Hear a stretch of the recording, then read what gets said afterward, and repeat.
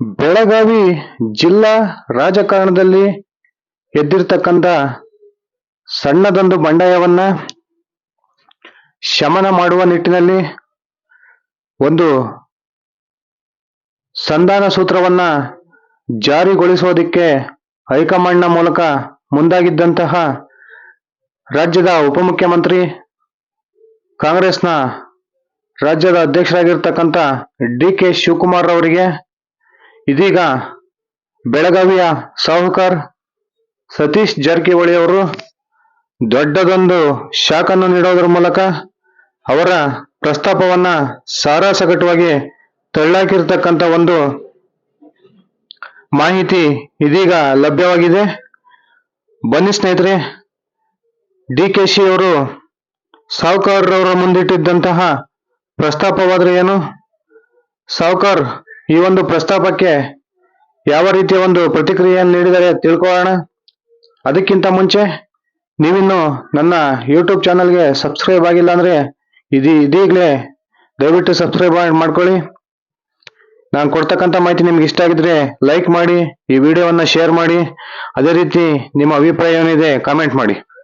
ಹೌದು ಸ್ನೇಹಿತರೆ, ಏನು ಲಕ್ಷ್ಮೀ ಹೆಬ್ಬಾಳ್ಕರ್ ಹಾಗೂ ಸತೀಶ್ ಜಾರಕಿಹೊಳಿ ಅವರ ನಡುವಿನ ನಡೀತಿರ್ತಕ್ಕಂಥ ಬೆಳಗಾವಿ ಜಿಲ್ಲಾ ರಾಜಕಾರಣದ ಮುಸುಕಿನ ಗುದ್ದಾಟ ಏನು ಸಿದ್ದರಾಮಯ್ಯ ಸರ್ಕಾರಕ್ಕೆ ಒಂದು ಕಂಟಕವನ್ನ ತಂದಿಡೋ ಸಾಧ್ಯತೆಗಳು ಇದಾವೆ ಅಂತಾನೆ ರಾಜ್ಯ ರಾಜಕೀಯ ವಲಯದಲ್ಲಿ ವಿಶ್ಲೇಷಣೆ ಮಾಡಲಾಗ್ತಾ ಇದೆ.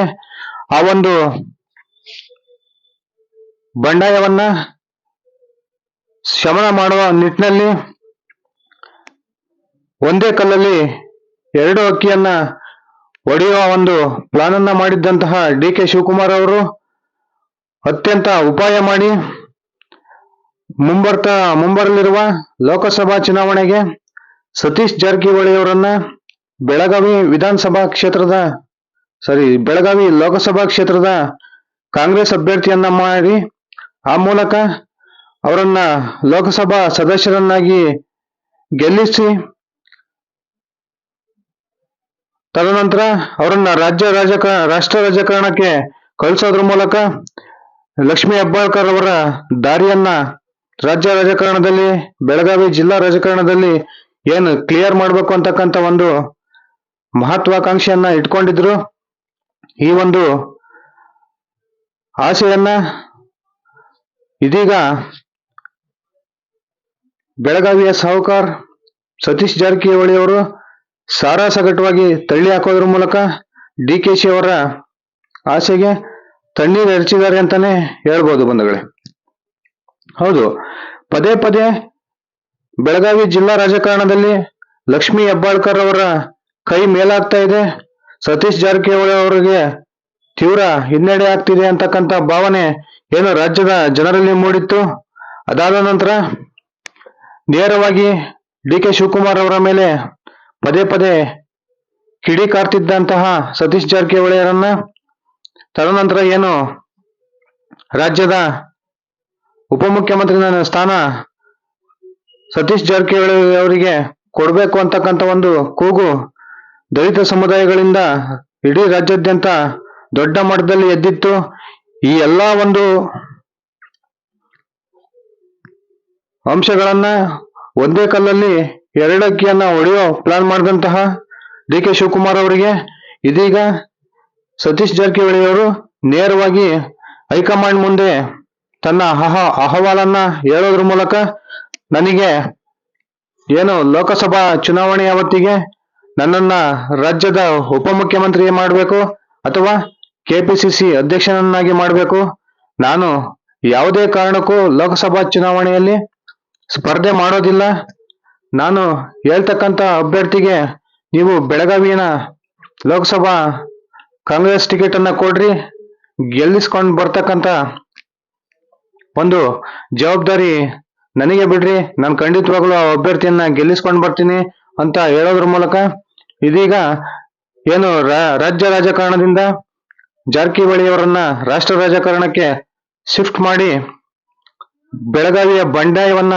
ಹತ್ತಿಕ್ಬೇಕು ಅಂತಕ್ಕಂಥ ಒಂದು ಚಿಂತನೆಯಲ್ಲಿದ್ದಂತಹ ಸಿದ್ದರಾಮಯ್ಯ ಹಾಗೂ ಡಿ ಕೆ ಶಿವಕುಮಾರ್ ಅವರಿಗೆ ಇದೀಗ ಮತ್ತೊಂದು ದೊಡ್ಡ ತಲೆನೋವು ಎದುರಾದಂತಿದೆ.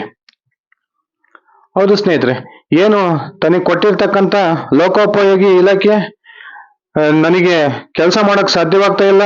ಈ ಇಲಾಖೆಯಲ್ಲಿ ಬಾಕಿ ಉಳಿದಿರ್ತಕ್ಕಂಥ ಒಂದು ಬಿಲ್ ಮೊತ್ತವನ್ನ ಪಾವತಿ ಮಾಡಕ್ಕೆ ಇನ್ನೂ ನಮ್ಮ ಸರ್ಕಾರ ಇರ್ತಕ್ಕಂಥ 4 ವರ್ಷದ ಅವಧಿ ಕೂಡ ಸಾಕಾಗೋದಿಲ್ಲ.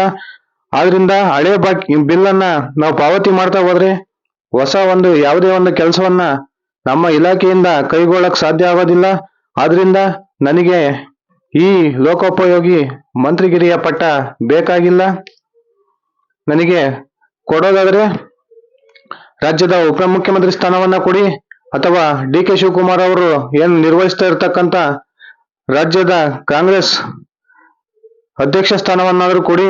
ಇವೆರಡರಲ್ಲಿ ಒಂದನ್ನ ಕೊಡದೆ ಹೋದ್ರೆ ನಾನು ಲೋಕಸಭಾ ಚುನಾವಣೆ ಮುಗಿಯುವವರೆಗೂ ಕಾದು ತದನಂತರ ನನ್ನ ನಿರ್ಧಾರವನ್ನ ನಾನು ಪ್ರಕಟಿಸ್ತೀನಿ. ನನ್ನ ಬೆಂಬಲಿಗರೊಂದಿಗೆ ನಾನು ನನ್ನ ಶಕ್ತಿ ಪ್ರದರ್ಶನವನ್ನ ಮಾಡ್ತೀನಿ ಅಂತಕ್ಕಂಥ ಒಂದು ನೇರ ಮಾತನ್ನ ಹೈಕಮಾಂಡ್ಗೆ ಹೇಳೋದ್ರ ಮೂಲಕ ಇದೀಗ ಸತೀಶ್ ಜಾರಕಿಹೊಳಿ ಅವರು ದೊಡ್ಡ ಒಂದು ತಲೆನೋವಾಗಿ ಕಾಂಗ್ರೆಸ್ ಪಕ್ಷಕ್ಕೆ, ಸಿದ್ದರಾಮಯ್ಯನವರ ಸರ್ಕಾರಕ್ಕೆ ಪರಿಣಮಿಸಿದ್ದಾರೆ ಅಂತಾನೆ ಹೇಳ್ಬೋದು ಬಂಧುಗಳೇ. ಹೌದು, ಖಂಡಿತವಾಗ್ಲೂ ಉತ್ತರ ಕರ್ನಾಟಕದ ಭಾಗದಲ್ಲಿ ಅತ್ಯಂತ ಪ್ರಭಾವವನ್ನ ಹೊಂದಿರತಕ್ಕಂಥ ಜಾರಕಿಹೊಳಿ ಮನೆತನದ ಸಹೋದರರು ತಮ್ಮ ಮನೆತನದ ವಿಚಾರಕ್ಕೆ ಬಂದ್ರೆ ಯಾವ ರೀತಿ ಒಬ್ಬರನ್ನೊಬ್ರು ಬಿಟ್ಕೊಳ್ಳೋದಿಲ್ಲ, ಅದೇ ಯಾವ ರೀತಿ ಒಗ್ಗಟ್ಟನ್ನು ಪ್ರದರ್ಶನ ಮಾಡ್ತಾರೆ ಅಂತಕ್ಕಂಥದ್ದು ಮೊನ್ನೆ ತಾನೇ ಬಾಲಚಂದ್ರ ಜಾರಕಿಹೊಳಿ ಅವರು ನೀಡಿದ್ದಂತಹ ಹೇಳಿಕೆಯಿಂದ ಸ್ಪಷ್ಟವಾಗಿದೆ. ನಮ್ಮ ಮನೆತನದವನ್ನ ಯಾರು ಕೂಡ ಟಚ್ ಮಾಡೋದಿಕ್ ಸಾಧ್ಯ ಇಲ್ಲ. ಹಾಗೇನಾದ್ರೂ ಟಚ್ ಮಾಡೋ ಒಂದು ಪ್ರಯತ್ನವನ್ನ ಮಾಡಿದ್ರೆ ಖಂಡಿತ ನಾವು ಏನು ಅನ್ನೋದನ್ನ ತೋರಿಸ್ಬೇಕಾಗುತ್ತೆ ಅಂತ ಮಾತನ್ನ ಹೇಳೋದ್ರ ಮೂಲಕ ನಾವೆಲ್ಲ ಯಾವುದೇ ಪಕ್ಷದಲ್ಲಿದ್ರು ಒಗ್ಗಟ್ಟಾಗಿದ್ದೀವಿ. ನಮ್ಮ ಮನೆತನ ಜಾರಕಿಹೊಳಿ ಮನೆತನ ಅಂತಕ್ಕಂಥದ್ದು ಅತ್ಯಂತ ಬೆಳಗಾವಿ ಜಿಲ್ಲೆಯ ಮಟ್ಟಿಗೆ ಪ್ರಭಾವ ಹೊಂದಿರತಕ್ಕಂಥ ಒಂದು ಮನೆತನ ಆಗಿದೆ ಅಂತಕ್ಕಂಥ ಮೆಸೇಜ್ ಅನ್ನ ಇಡೀ ರಾಜ್ಯಕ್ಕೆ ಹಾಗೂ ಜಾರಕಿಹೊಳಿ ಕುಟುಂಬದ ಒಂದು ವಿರೋಧಿಗಳಿಗೆ ಪಾಸ್ ಮಾಡಿದ್ರು ಅಂತಾನೆ ಹೇಳ್ಬೋದು. ಹೌದು ಸ್ನೇಹಿತರೆ, ಏನು ಸತೀಶ್ ಜಾರಕಿಹೊಳಿ ಅವರ ಈ ಒಂದು ಕಠಿಣ ನಿರ್ಧಾರದ ಹಿಂದೆ ಡಿ ಕೆ ಶಿವಕುಮಾರ್ ಮೇಲೆ ಇರ್ತಕ್ಕಂಥ ಸಿಟ್ಟು ಅತ್ಯಂತ ಹೆಚ್ಚಿನದಾಗಿ ಕೆಲಸ ಮಾಡ್ತಾ ಇದ್ದೇನೆ ಅಂತಾನೆ ಹೇಳ್ಬೋದು. ನೋಡೋಣ ಸ್ನೇಹಿತರೆ, ಮುಂದಿನ ದಿನಗಳಲ್ಲಿ ಈ ಒಂದು ಸತೀಶ್ ಜಾರಕಿಹೊಳಿ ಅವರ ಬಂಡಾಯ ಕಾಂಗ್ರೆಸ್ ಪಕ್ಷದ ಮೇಲೆ ಹಾಗೂ ರಾಜ್ಯ ಸರ್ಕಾರದ ಮೇಲೆ ಯಾವ ರೀತಿಯ ಪರಿಣಾಮವನ್ನು ಬೀರುತ್ತೆ.